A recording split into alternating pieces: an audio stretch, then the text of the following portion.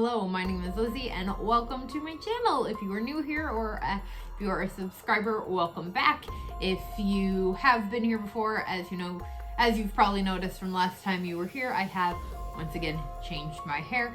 But let's go ahead and get into talking about this film. Today we are going to be talking about Choose or Die. This is, I believe it is a Netflix exclusive film. At least that is where I watched it.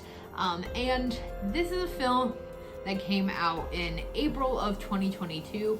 And I was really surprised at first that I hadn't heard much about this film, really hadn't heard about it at all in the horror community, because, spoiler warning, I actually really quite enjoyed this film, and I was just like, why have I not heard anyone talk about this? And then I went on to Letterboxd, and this film has about a 1.9 on there, which I personally don't understand. I did see a few people that I follow rate it pretty low. I did see some people I follow rate it in the 3 to 4 star area. I rated it at about a 3 out of 5. I think it is pretty good. And yeah, I don't quite understand it, because did it reinvent horror? No, but I definitely think that it is a very fun and enjoyable film.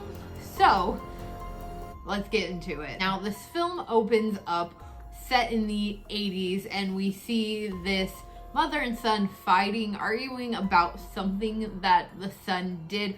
Not really sure exactly what it is, but it's definitely something that could have gotten him in major trouble.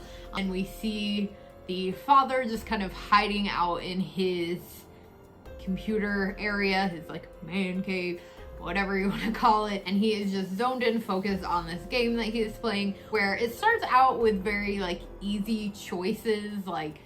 He chooses whether or not to drink from his drink, and then whether or not to refill it, and as he makes these choices, they actually happen in the real world around him. And after a couple of easy choices, the choices change to something more sinister, but we're not really sure exactly what until he steps out and we see his wife and son both covered in blood.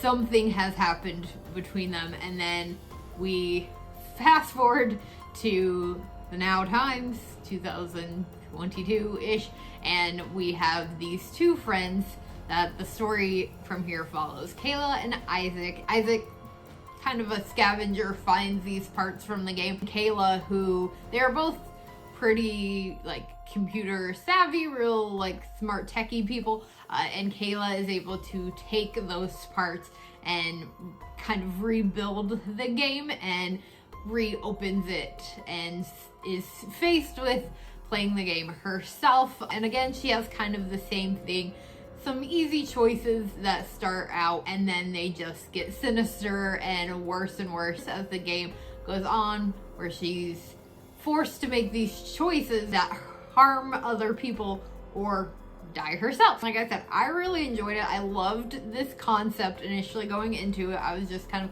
looking for something to watch. The idea really captivated me right from the beginning. I will say though, going into the film, I thought that it was going to be a little bit cheesier, a little bit more B-movie than it was, which if it had been, I would understand the ratings for this film, but really it has I mean, I know it is Netflix, and obviously they have the ability to make good movies, but it really has a very indie vibe. We have Kayla, who has this really intense backstory going on in her life, and maybe that's the aspect that people didn't really like, but I like that. I liked us getting to see kind of the struggles that this character is going through.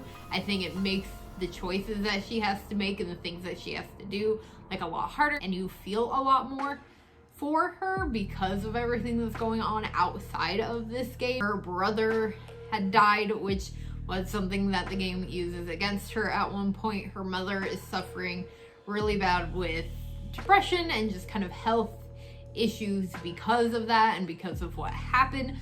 They're living, her and Isaac as well, both live, and you can tell kind of grew up in this very run down area. We have this sleazy scumbag guy who he's not like the landlord, but he kind of, I guess, like works for him and like runs the area. The like local drug dealer who's really like sleazy and like threatening Kayla throughout the movie. And so yeah, she's a character that I feel like you really can feel for and feel bad for because of just everything that's going on in her life, and kind of understand why she would choose to start playing this game, because it is advertised as having like, if you beat the game you get this prize. And I will say one thing that was additionally really awesome is there is this recording that kind of explains that and the concept of the game that is voiced by Robert Englund as himself. And one part that I thought was really cool, in the beginning opening scene in the dad's like cave, there's a Nightmare on Elm Street poster behind like his desk, which obviously like adds to the 80s vibe of it, and also then having Robert Englund voice in the film adds to it. I thought it was a really fun film and definitely deserved a better rating in my opinion. So if you have seen this film, let me know what your thoughts were on it. If you haven't, I definitely highly suggest checking it out. And I hope that you guys did enjoy this video. I know it's been a while since you've seen from me. I really am hoping to get back into posting more. I did make a blog post for my Patreon kind of talking about what's been going on, how I've been feeling, why I haven't been posting a lot. So if you want to read about that, you can check that out. But again, I hope that you did enjoy this video. If you did, please do give it a big old thumbs up. Make sure to hit that subscribe button for more spooky and horror related content. And there is a link to all of my social media in the description below. I will see you all again later with another video.